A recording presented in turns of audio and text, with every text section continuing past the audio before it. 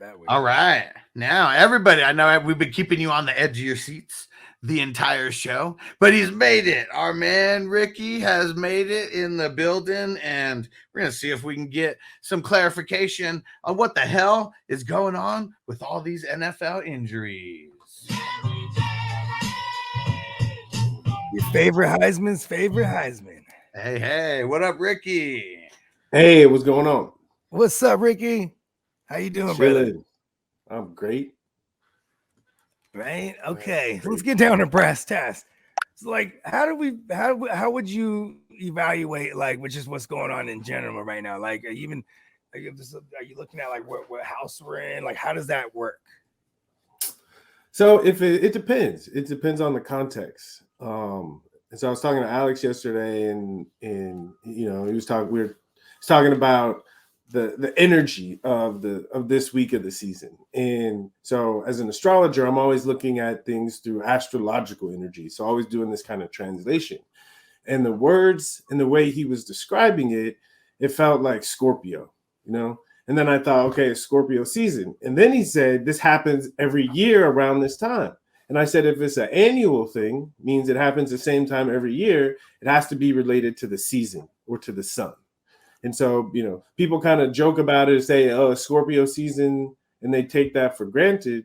But this idea of Scorpio season is ancient, right? If someone reads about Scorpio in a book, they're going to see a lot of things that are quote unquote scary. And this is the time of year where we celebrate the Day of the Dead. We celebrate Halloween. So they knew, that this is kind of a dark time, and we need some kind of way to honor and express this. Because if we don't, a blood sacrifice. Exactly. And if we don't do the blood sacrifice, then we have bad luck, injuries. All this shit's, this stuff comes to the surface anyway. Yeah, because injuries are like the equivalent to death in football, right? Like I say equivalent because then they're done for the season type of stuff. Especially fantasy, right? Yeah, right? Like, I mean, and I guess the terminology is poor, but we'll always refer to someone as he died. Like, Kirk Cousins is done for the season, he died. Like, yes. We don't want these guys to die, actually, but yes, figuratively speaking, for fantasy purposes. Yes. Okay. All right. So now this is something that a conversation with Alex last night got me thinking about is I think, okay, how do I understand that from the football player's perspective? Because I've been in this situation. Okay, and so it's like every year, in the beginning of the season, okay, there's always every year, 100% of the time, there's always excitement, right? Because it's all possibility. So everyone has this kind of excitement, okay? Yeah. And there's also uncertainty because you have ideas about how you think it's going to be, but you don't really know how it's going to be, okay? So we enter the season excited, okay? And then we enter the season, we go through the first couple of weeks, okay? And we start to get more and more of a reality about, okay, how is it really going to go this year? Okay. And sometimes it's going better than we thought, and sometimes it's going worse than we thought. Okay. And this is about the time of the year where you realize what you really got. Okay. And so this is like Scorpio is about getting to the bottom of the guts of who you are, right? It's like a gut check. And so you get to this point where you realize where you really are, and like no judgment, but it's real. Like deep down in your heart, if you're really like in it, okay, it doesn't matter where you are. You're gonna keep giving your best. But if part of you is like, man, we ain't gonna win shit, I'm gonna stop giving my all. Okay, people start to turn off. Okay, and in football, if you're not giving your all, if you're not all the way in, your chances of getting hurt and finding an unconscious way to check out, right? Yeah, we call business decisions around here. Yes, exactly. The chances tend to go up that unconsciously you're going to put yourself in a position to check out. So it really is a gut check. And I think if a team around this time, and sometimes it happens organically because someone on the team is a good leader and they can feel that some people are not all the way in, right? And they'll go up in the middle of the team meeting and they'll give that passionate speech to get everyone to check in. Sometimes a coach does this, okay? But I'm telling you, like, if you think about, to me, the best football coach that I ever been around was Nick Saban, okay? And Nick Saban is a double Scorpio, okay? His sun and his moon is Scorpio. Wow. And he had this way of talking to us. I remember the very first day of practice, his very first NFL training camp practice, okay, in Miami. And it was hot. It was humid, okay? And it's the first thing he said to us at the end of practice. He said, y'all need to shut the fuck up. He said, if y'all out here complaining about this heat, y'all ain't going to win shit. You know? Right? And that's real. Okay. That's why I love football, because you can bring this kind of realness to it. And you'll see this is the time of season where you see who really has it and who doesn't. Who really wants it and who doesn't. Dang, that's crazy, because he's the double version of it. Yes, he's the Scorpio. So he's really gonna let you know, like, you know, I mean, if you got it or not. Maybe especially if you hone that, right? You get to a point where you could, when you're scouting, you can tell, like, yeah, this kid got it. Yes, that's what makes him special. He can tell. That's why, you know, I figured it was weird when I left, you know, and went through all that shit. Nick called me and he said, we'd love to have you back. You know, because he must have recognized, I don't know if he talked to people or something, but he must have recognized that I had that kind of dog in me. And we got along great. Hell yeah. Shout out to Hess. What up, Hess? He said, what up, Ricky? What up? Said he's sparking greatness with Heisman. Hell yeah. Alright. So what's the new news on Heisman as far as Nevada goes? I mean, I guess I can talk about it. It's not 100% in the books, but the best grower in the state of Nevada, who is also a retired professional athlete, you know, called us up, and we started having this conversation. And he's like, you know, let's do something special for the Super Bowl. So we got some genetics coming for the Super Bowl, named after me. Okay, Sticky Ricky. Nice. Hell yeah. The sticky Ricky is coming, and is grown organic living soil. So you're gonna taste it. It's gonna be fire. I'm excited about that. You know, related to that, you know, when I went through all my stuff with cannabis, it all happened in Florida. And just this past week, we launched Heisman in the state of Florida. The same thing. We got organic living soil cultivators. So I'm not just saying it. I'm saying it because I went around the state and chose. It's the best flower. It's the best flower in Florida. Might even be the best flower in the country. So I'm you know, for me, I was like, if I'm doing Florida, I'm doing it the way, like, that I'm proud of what I'm putting my name on. And I feel like I found probably the best cultivators in the country, at least from my experiences. So I'm excited. And everyone's got to be stoked. I saw the packaging, and it's all, you know, the Dolphin-esque colors and everything. It's real nostalgic, I'm sure, for people picking it up at the dispensaries right now. Despite the timing is great, you know, the Dolphins are rolling. So people, they got something to celebrate. Hell yeah. Oh, I got a question. Peter Reefa. So Tyreek Hill, he's got his podcast, and he does a once a week joint. And every week he just keeps talking about how the Miami Heat is the 12th player over there. How is it playing in Miami, like, if you aren't playing there every single week? You know, it's, first of all, I think what I was saying earlier about Coach Saban, there's kind of mental toughness that you have to have, especially if the coach really does a good job, that you have to going into the season. So Dolphins had a couple up and down years, I know, but traditionally the Dolphins start fast, right? Because we had the advantage early in the season. And then we go through this gut check time, you know, and that's real. In Miami, especially if you start off fast and you get caught up in the Miami lifestyle, you know, you get full of yourself, right? It's a temptation. So it's one of those, I think every place has its own challenges, like locations, environments, has its own challenges that teams have to deal with, because the players are only in the facility half of the time. The other half, they're out in the world. So, you know, some places like Green Bay, you know, Buffalo, right? It makes it easy to focus on football because really there ain't shit else to do, you know? So, you know, it's important, you know, late in the season. You know, for me, people say late in the season it's hard to go play in places that is cold. I don't think so, because for us, we get to go back to Miami, you know, and they got to stay up there. But I think later in the season, the fact that it's nice, the weather is nice for us the whole entire season, it means we can get good work in at practice. You know? Yeah, it's a good point. Yeah, because I mean, like I feel like going to a place like Denver, Is that more like a more of an adjustment because you're going to like altitude or a place like Arizona? Like, have you ever found yourself having to prepare different when you go to places like that?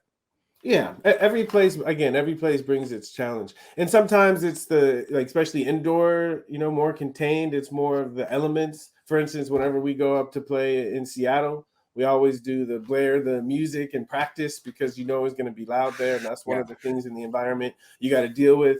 If we know we're going somewhere where it's going to be wet, we'll practice with the wet ball. I remember I played a game in Kansas City, and it was like 7 below. And they don't have heat underneath their field. So when the field is frozen, you can't wear cleats because it's just ice. So we had to wear like little nubbies.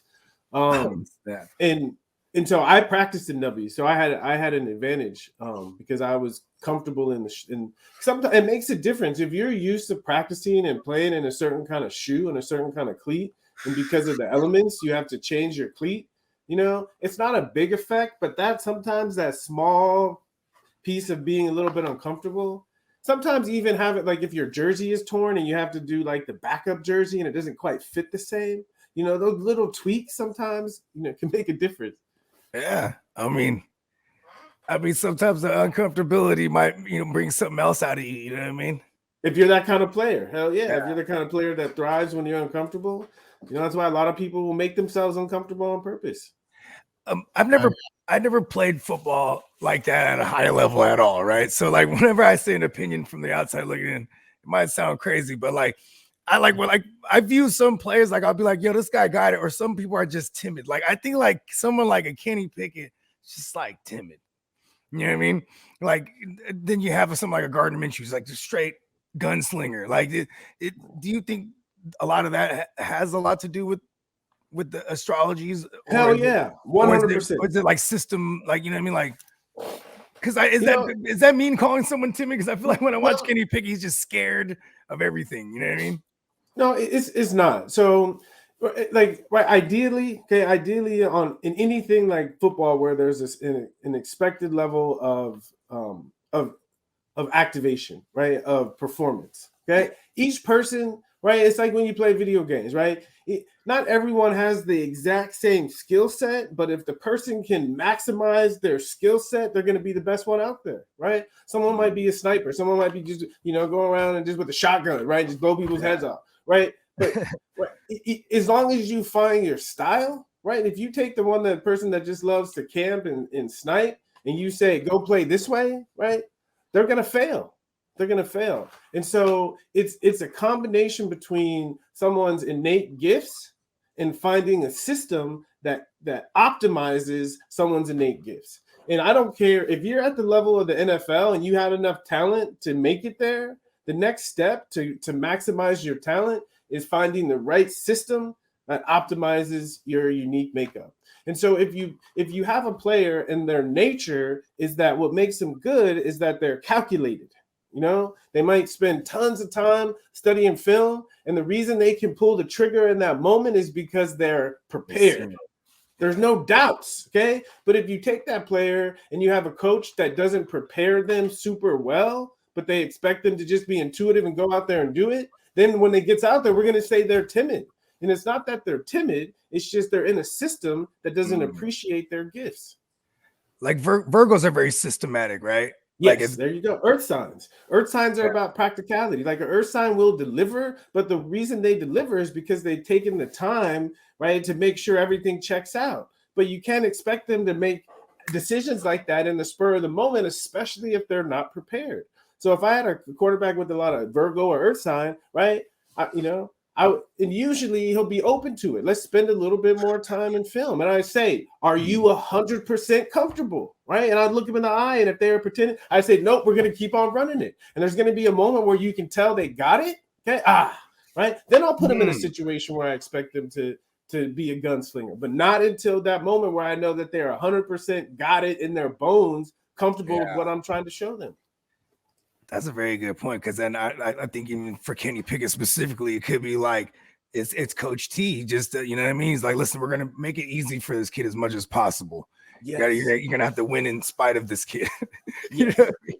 Yeah, but the key, I mean, sometimes coaches are stubborn. You know, to me, and it's difficult because sometimes what the front office thinks the best player is and what the actual coaching staff thinks the best player is are not the same. You know, the best coaches, Parcells, Nick, is again, they understand their system. And so they understand the players that are going to fit best in that system. And so they go after the players that fit best in the system, not the players with the most hype. Right. So you have me thinking. Something you said resonated with me, like, you know, like kind of finding the strengths and playing their strengths, and it kind of made me think of Belichick, right? Like he kind of made a career of that, right? Like, yes. You know, getting other players that didn't work somewhere else, and then he saw something like, okay, and it fits. It's tailored to whatever he's trying to do, and we've seen him do that time and time again. So the question is, what do you think is going on with them now?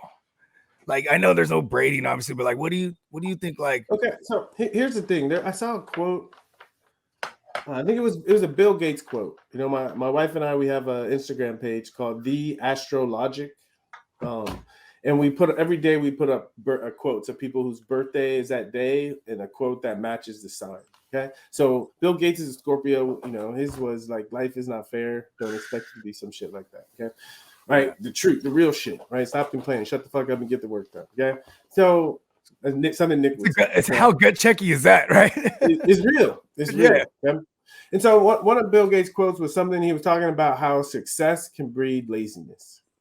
You know, and it's like something happens so much in football, and this is really the gut check time. You know, is that when you have a lot of success, oftentimes you forget all the hard work and effort you put into getting there, and you just start to think that you're lucky, you know. And when you start thinking you're lucky, you stop putting in the hard work and the attention to detail because you forgot that's how you got there. And so I think what got Belichick to where he was all of that hard work, attention to detail, dedication, surrounding himself with the right coaches. So important for head coaches. And then he got Brady, right? And then it like took off and it lasted a long time. But all of that success, right, is like we get lazy, you know, and then Brady leaves and he has to remember, okay, all of the hard work, dedication that helped him get there in the first place. But now, you know, he's 15 years older, you know, doesn't have the same drive, desire, passion, right? But the identity, right, of who he is, right, that changes a little bit more slowly. Yeah. You think he would ever coach anywhere other than the Patriots? We hear all the stuff about the hot seat, that he's on the hot seat right now, but I don't really believe it.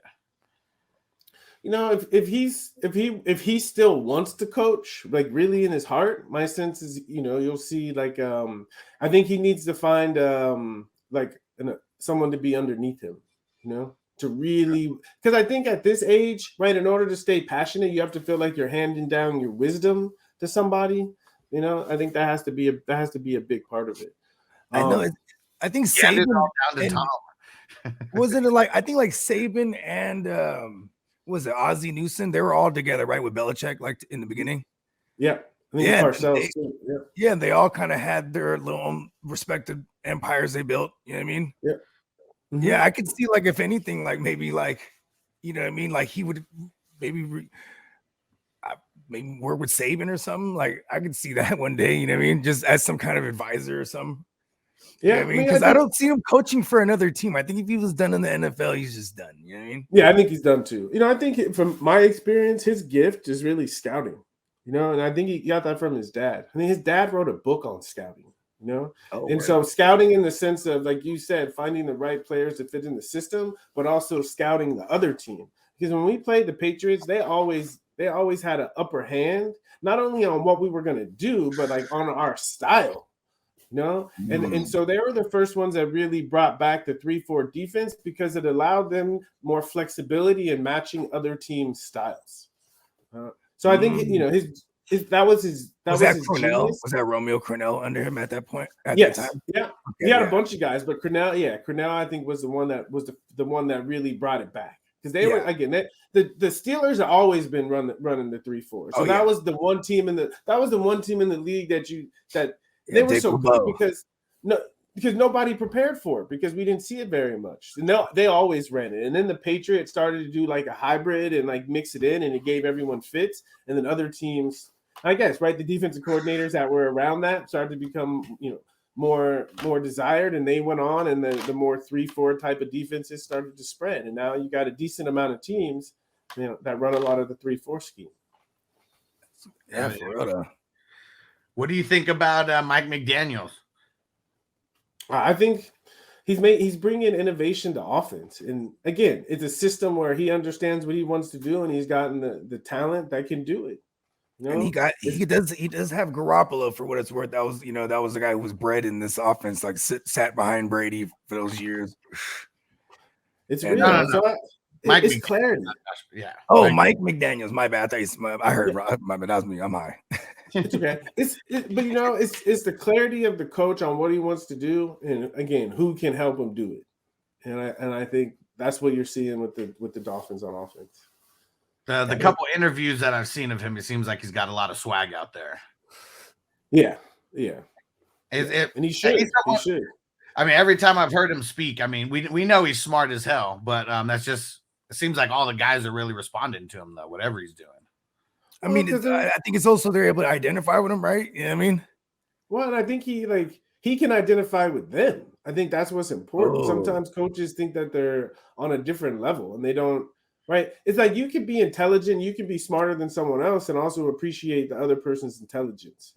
That way you can collaborate and people can respect each other. It's almost like the inverse of when they say, "Oh, he's building this team into his likeness," right?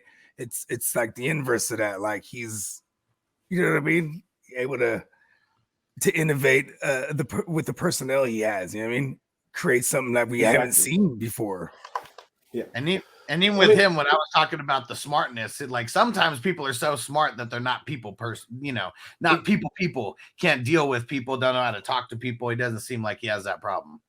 Exactly. And I think that's what I was going to say. I was like, I've been around coaches who are really smart, but they're like dickheads, and so and you can have a smart coach, but if they're a dickhead, right, you'll rebel against them just because they're a dickhead. And so you have to we make ourselves stupid because we don't like a coach, and that's not good for anybody. So I think it's important for coaches, at least for the players, to respect them, because there's some coaches that are dicks, but they're cool dicks, and so you laugh at it and you don't take it personally. But there's some coaches that are just dicks. Who is one that you'd throw out there and throw? Cameron. I'm sorry, I don't like throwing people under the bus. He can't I can't help it. Okay. And the truth is, I don't know if you can find one player that wouldn't agree with me. Damn. And he was smart. He knew offense, especially he knew that offense. Man, was he one of those? It was hard to respect him. Would you look back at? Is he one of those guys that people have looked back and be like, well, because of him, I wouldn't have learned, how to put up with bullshit, or you know what I mean? Or is he just all the way bad? So. I think it's just all the way bad. We actually like that. That was on brand. We air people out over here. That we put out the grievances. But the caveat is I don't normally do this, but I feel so. It must mean something, right? I feel so strongly about it. I feel like I had to throw it out. I felt the way you said it's like you've been holding that in for a minute. I'm glad we could help you get rid of that. Thank you. Scorpio season, right? You got to get that shit out. Yeah, it's a gut check, right? Exactly. So for him, for that coach. Now, with some of the injuries, okay, I didn't go through and look at like everyone's birthdays, and we still have limited information on, just people's charts and stuff like that. But Kirk Cousins, Kendrick Bourne, both of those guys suffered season-ending injuries, both Leos as well. Okay, so here's where I go with that. And again, we're not looking at charts. We're not looking at exactly what's going on. But when you say that, okay, so let's see, it's a quiz here, okay? And, no, it's a extra credit, so you don't get punished if you get it wrong. What is the planet of injury? Mars. Yeah, my guys, okay? So Mars right now doesn't always happen, okay? But this Scorpio season, Mars is also in the sign of Scorpio. Wow. So this Scorpio season is going to manifest more through injuries. And so we can say in general, okay, there's going to be more injuries, but when we look at the specific chart, we can see who is going to be susceptible, who is going to be in the path, right, of Mars. because not everyone has planets, right, at the same place where Mars is passing. Right. It's like I watched that movie Exodus, in the Bible story where the angel of death was killing people that didn't have the lamb's blood on their top. On the door. Yeah. Exactly. It's kind of like that, right? Where Mars is coming through, but if you don't have beef with Mars right now, he ain't gonna mess with you. Okay. Yeah. If you do have beef with Mars and you handle it well, okay, right, then you're fine.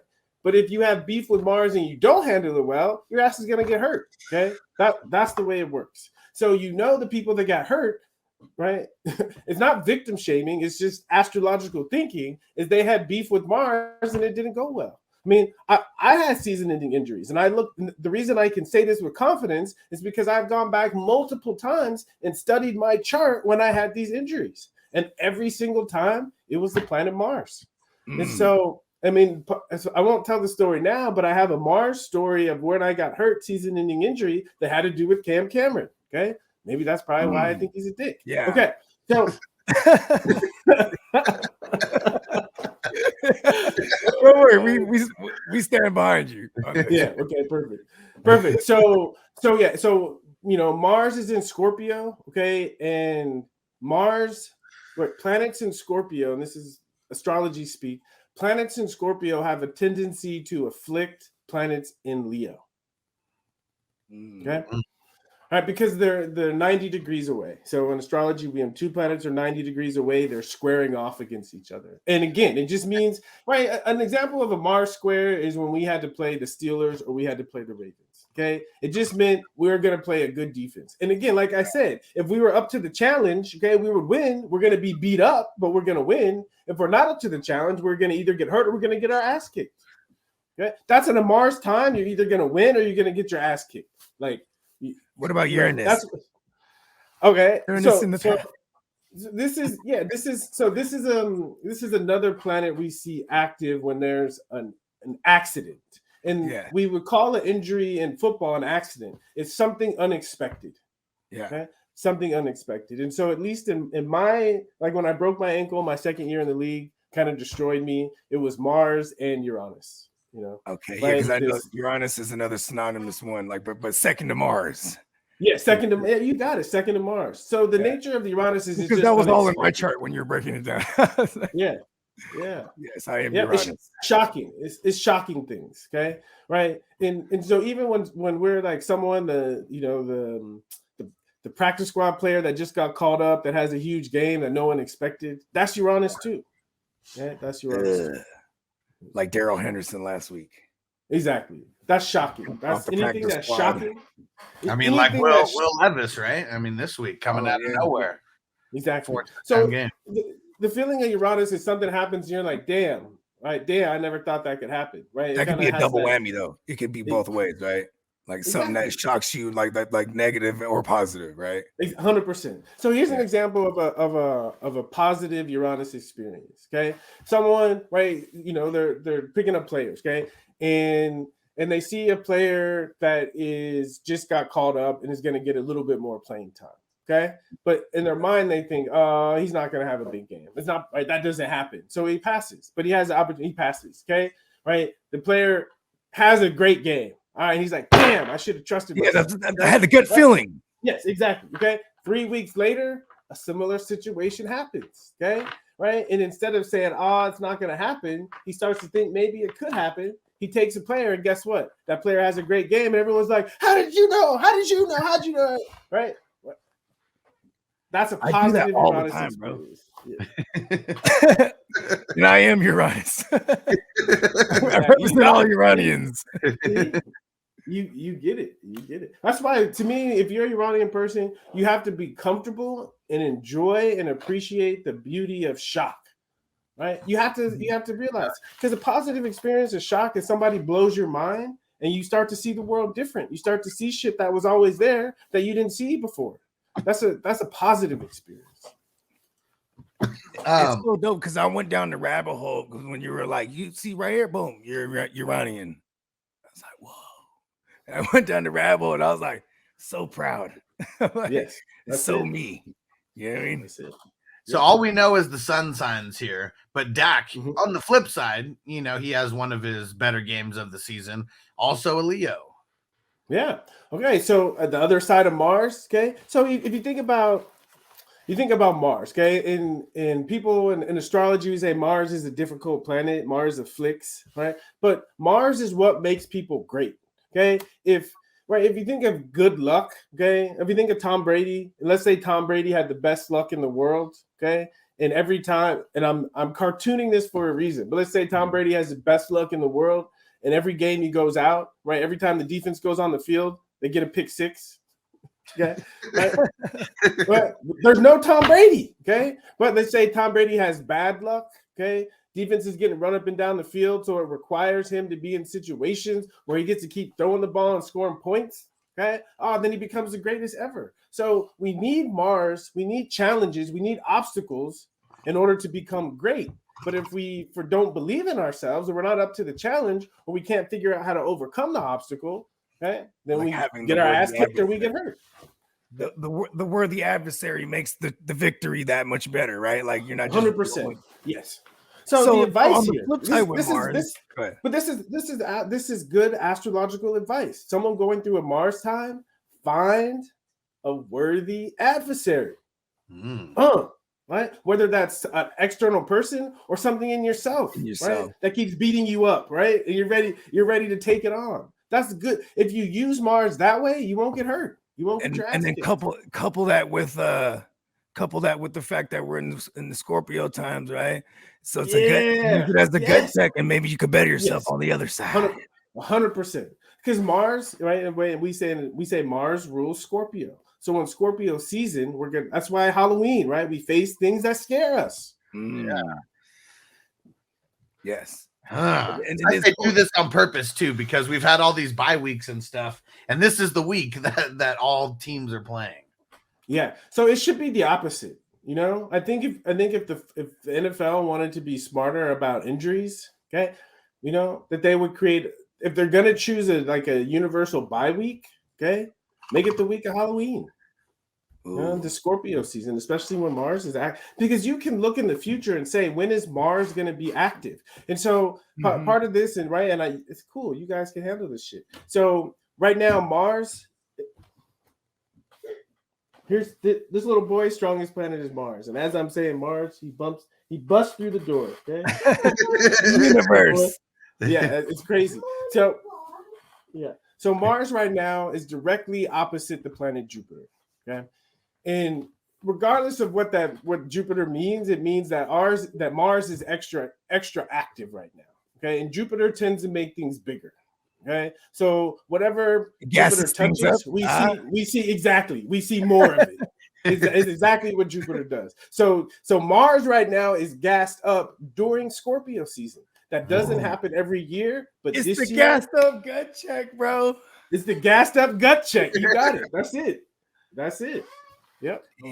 So I never even thought about that, a universal bye week, because Hess was telling us a little bit about what you said would be ideal for NFL season. You want to give us your thoughts on that? What's up? On what would be an ideal NFL season? Because I think you mentioned the double bye week. Yeah.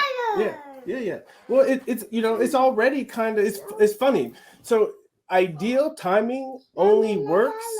The proof is in the pudding, because if something doesn't have ideal timing, it ain't going to survive. And so certain holidays, they stay intact because they work. If a holiday just was hype, it wouldn't stick. And we see all these silly holidays that don't stick, because they're not timed right. And so the nature of the football season that it starts, right? What is it? Labor Day, okay, right? Virgo season, okay, right? Everyone's been getting prepared to start. Right. And then we enter Libra season. Everyone's in love with football, right? And it's early in the season, your body still feels good, right? You can fly around, and then you hit that midpoint and you have that gut check, And this is right.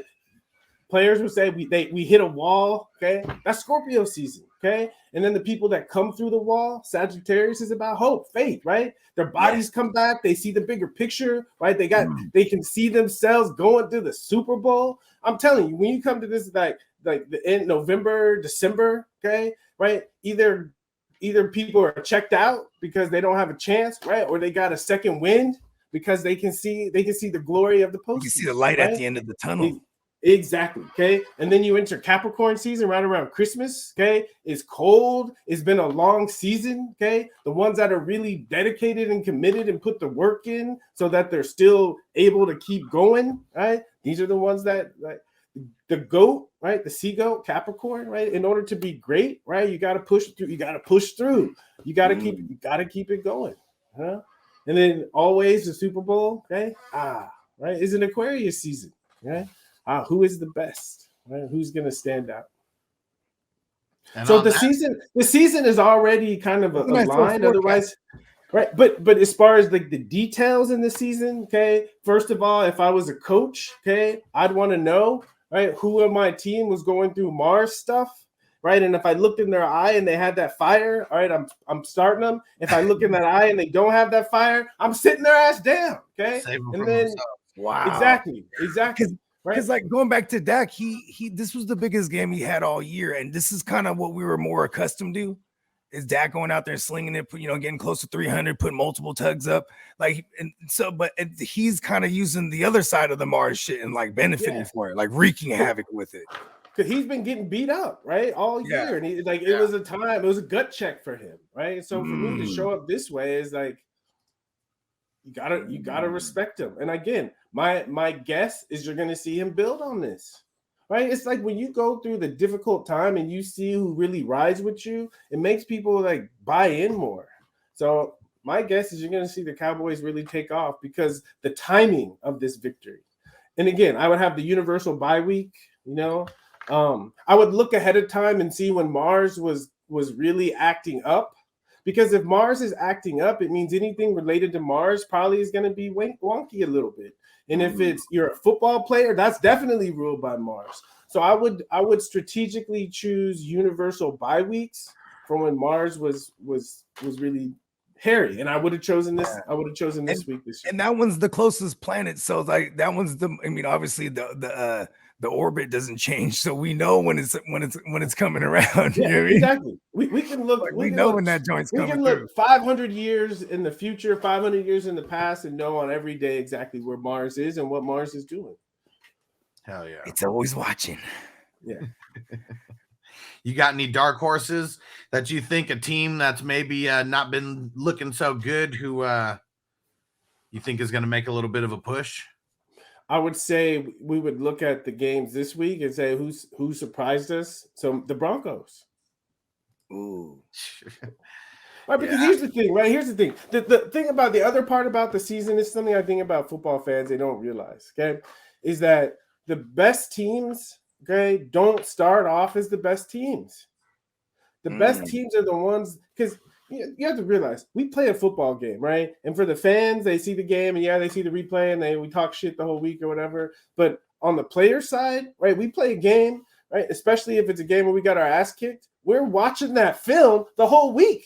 So we're learning from our mistakes. So the best teams are the ones that get better each week, and the ones that are figuring it out right now and hitting their peak is because they've taken the difficult experiences of the first part of the season and they've been able to transform them, okay, into heart, into gut, into knowing themselves better, into like who they really are. Exactly. The Vikings were under that category too in this past like month. They just been kind of storming until this injury. And now Kirk Cousins couldn't battle Mars. Exactly. Right. Sometimes it's personal, but sometimes it's collective. Yeah, or it's that shocking. It's the Uranus effect, because it's like, here's Kirk Cousins, who I always call super durable. You never really heard him having no injuries or missing time because of games and whatnot. And then here he has ruptured Achilles. At least that's what they expect, right? But yeah, man, then that's that Uranus effect. Like, cause that shocked the hell out of me. I'm like, wow, like he's actually had a major injury. Because he's been playing for a long time, and you can't tell me like he's ever had anything. You know what I mean? It's kind of Tom Brady-esque even because he's also a fellow Leo. You know what I mean? Yeah. Where they just stay durable for the most part. I see how this could be. Yeah, good point. I see how this could be like kind of trippy for people, but it's interesting. It's interesting that you can look at an astrological chart, and I'm not going to say you can predict when someone is going to get hurt, but you can see when someone has a higher likelihood of getting hurt. And again, it's football. Like the whole point is you want Mars. That's why I said I would look the player in the eye, right? You know, and I would gas him up, right? You know, I would because the whole idea is the energy needs to express itself. And if it doesn't express itself consciously because we recognize it and we put our energy towards something, then it tends to manifest unconsciously in things like injuries, surgeries, etc. And this is things that even way before football, if you read old astrology books, they're saying the same thing, but it wasn't applied to sports, it was applied to battle. That's why Mars was the god of war. And even if we think of modern surgery and medicine, right, it all came to life because of war. That is true, because you can't fix what ain't broke, right? Exactly. There you go. Yeah, right. That's when you have to come up with innovations too. Like, okay, that's why I guess in relation to football, it's like I'm hoping that for my Niners, who's also led by a Sagittarius with Shanahan, you know what I mean? But he's usually able to adjust to this personnel. Like this bye week comes at a perfect time for us so we can get healthy because we've been definitely feeling the wrath of Mars. Yeah. Right. All the injuries, everything this past. How long has it been? Like basically October-ish, right? That's when it comes around. So the sun enters Scorpio every year, like the 23rd, I think, of October. Yeah. Okay. But Mars has a different loop. Mars takes about 2 years. 2 to 3 years, depending on if it goes retrograde or not. So Mars takes about 2 or 3 years. So from our quick mind, it's random. Okay. But if we looked at what's called an ephemeris and we traced, okay, when is Mars going to be in Scorpio again? When was the last time Mars was in Scorpio? Right. Then if we map it out, we can see we can kind of catch the seasons, but they're not intuitive like the sun. Exactly. Okay. Oh, so that's why you said earlier, like this is the rare Mars in Scorpio. Yep. You got it. And that's why, and it's crazy because it definitely relates to the football. Like I was just even saying, I was like, man, this might be like the ugliest football we saw like all year. And we had all the teams play. Like ugly as in like it's just brutal. Like, you know what I mean? You know what I mean? All these especially for fantasy, because it was all these random dudes, like you know, like a Damian Pierce. I love him. They say, oh, he scored. No, he was down at the one. Then you know the backup goes in there, punches it in. You know what I mean? It's just like we were seeing like all kind of like these like shocking Uranus things yesterday. On the flip side, though, we had a lot of defensive players who really just balled out of control. It's that Mars, bruh. Mars, yeah.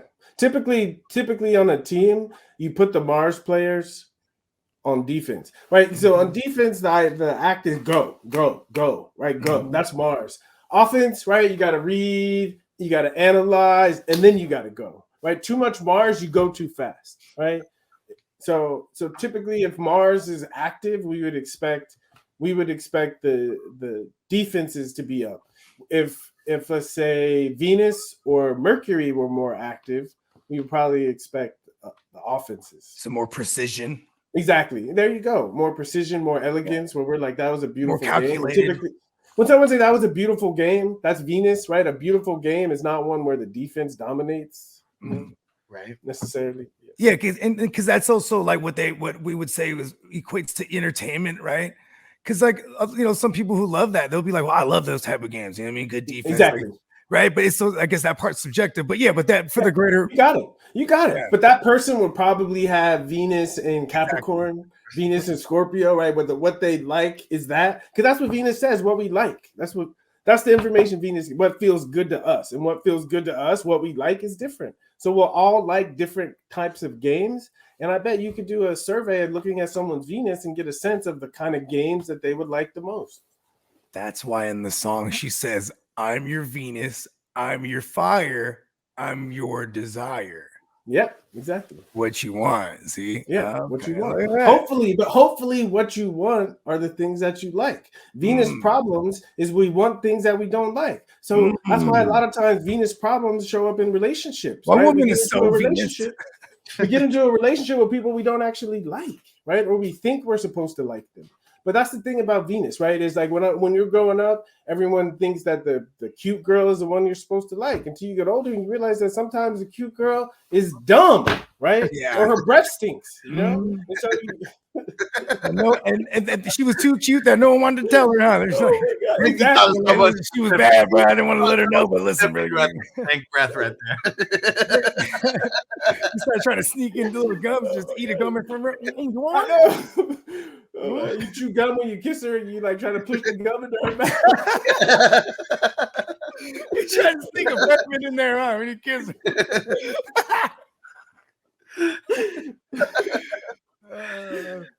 Hess said, how long does this special visit from Mars last? Okay, so Mars, let's see. Let me look. Yeah, I'm gonna stay in the house. And the Minnesota Viking Queen said, thanks, guys, enjoying the show. Appreciate you, Minnesota Viking. Oh, hell, the Viking Queen. Mars will leave Scorpio on November 24th. Oh, man. Yeah. This is just right before my birthday. This has just begun. I guess the one good thing about the timing is over the next 3 weeks, each of the season, we got 4 teams on bye each week. So yeah, smart. Smart. Yeah. That is kind of cool, huh? Because we have this. That is new this year, where it's like we're gonna have 3 consecutive weeks with Week 9 used to be the one where there was 6 teams on bye. Like week 9 and week 10, they bundled it all up into those 2. Yeah, they used to call it the bipocalypse. Yeah. Exactly. Makes sense. This was fun. Yeah, man, Ricky, always a man. Yeah, it's been a minute, so it's great to have you at the triumphant return. You know what I mean? Yeah, this was great. Thank you guys. Yeah, keep it coming. I'm telling you, Alex, you like both of you guys got a gift for this. So next time you notice something like that, please send me a text. We'll come and talk about it. Yeah, there was something in the air, as they would say, right? Like something's in the air. That's part of being. I mean, that's really what astrology is. It's you recognize something is in the air, and then you have curiosity, like what is that? And then a chart or astrology allows you to check it out and see if you can figure it out. Yeah, something feels broke. Got to try to figure out how to fix it. Exactly. Oh yeah, or navigate through it. You know what I mean? Yeah, that's even better. What are maybe some things we could be on the lookout for? I mean, I know it's tough because we're kind of just like ballparking, seeing patterns, and we're kind of just noticing stuff now. But what should we be on the lookout for as far as maybe greatness or the opposite is concerned? So that's what Mars are, just challenges, right? So you should expect to see maybe some overcoming. I think that so. It's an arc, okay, and so Mars just is about one third of the way through Scorpio. So this Mars and Scorpio season is about 1/3 of the way through.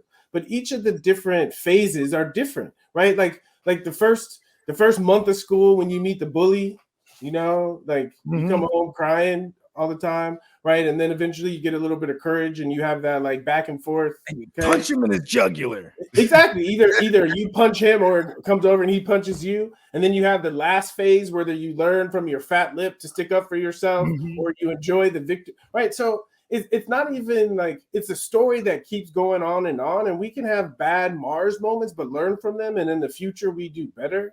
So I think in a Mars you can't really evolve until you hit a Mars. Little Mars in you know what I mean? Exactly. So facing your fears, right? So in the positive Mars time, you see triumph. You see triumph. And so again, I think the teams that have been down and out and struggling, and there's been all this grumble, right? We're going to expect to see some of those teams really utilize this Mars energy and like come out on the other side. The symbolism of Scorpio. Most people know the scorpion, right? That the tail can sting your ass. But the other symbol of Scorpio is the eagle, right? And the ones that get it right, they get their wings and they fly. So Scorpio is associated with the underworld. So expect some team that's in the underworld, right, to come out on top. And I say this energy is probably strong enough that whatever that team is that comes out on top. So if we took the standings right now and we fast forward to November 24th and we looked at the standings and we said, what team was under that's now on top? I would pick one of those teams to go to the Super Bowl. I was calling it this morning. I was like, the Bengals, bro. The Bengals feel like that's like, you know what I mean? Yeah. Like it just, ooh. And last thing before you get out of here, Ricky, because Jay said definitely learning some shit this morning. He said going to get my chart this week. Where's the website if anyone wanted to, contact you about getting the chart read? What's the website for that? So there's two things. One, the website where it's more individual, more expensive, but it's more individual is rickywilliams.life. And it's easy to, you can sit an hour, 90 minutes. You can sit with your boo and talk about that. But something that's much more affordable and really supportive of me is my side gig, my passion project is my app. It's on the Apple Store. It's called Lila, Lila. And if you know what time you're born, even if you don't know what time you're born, you can put your information in there. And we wrote it in a way where it's English. So it's not like crazy hard to understand, but it's a way to start to interact with astrology and get a sense of how it works. Because we made it so it's something that you just look at it, you can look at it once a day, once a week or whatever, and slowly you start to see kind of how it works. It's easier to digest because you do it on your own time and you can see how it actually unfolds and how it works in your own life and make your own connections. Okay, I gotta cop that too myself. Yeah. Please. Yeah, I'm putting it. I found it. I just downloaded it right now. I'm putting it in. I'm just putting how you spell it in the chat and everything. Yeah. All right. Yeah, we appreciate you, Ricky. Yeah, we know. Hell yeah, it's good getting the insight on some of this because we know there's a time and a reason why all this shit's happening. Mm-hmm. I'm telling you, like, I appreciate you texting me, Alex, because it really got me thinking. Like, I had a lot of really. That's what I was downstairs this morning talking to my wife, and we were starting to talk about like Halloween and Scorpio. And then I was like, oh shit, I gotta go talk to the guys. And I ran up here and logged in. So thank you for getting my mind going. I really appreciate that. Yeah, hell yeah. Keep it coming. Hell yeah. We appreciate you, Ricky. And we'll talk to you later. The show, Ricky. You ready, Jerry? I'm ready. Just want to make sure you're ready, brother. Show me the money. Oh, you didn't know? Every day I'm hustling. Every day I'm hustling. Every day I'm hustling. You put my shoes on, you wouldn't last a mile. Summertime, wintertime, I'm on the grind. Yeah, I got the ring, I'm the champ, I'm the genie of the lamp. This is the gift I was given, so I just live by my hustle. It's all about the Benjamins, baby. Yeah. It's all about the Benjamins, baby. Yeah. It's all about the Benjamins, baby. VIP me put in my pocket, it don't make sense, but don't make a profit. It's all a hustle, ladies and homies. Make money, money. Hold out here for a pill. When he tryna get this money for the real. I want to find the things in my life, so I hustle. It ain't over for me. No, it ain't over for me. Here comes the money.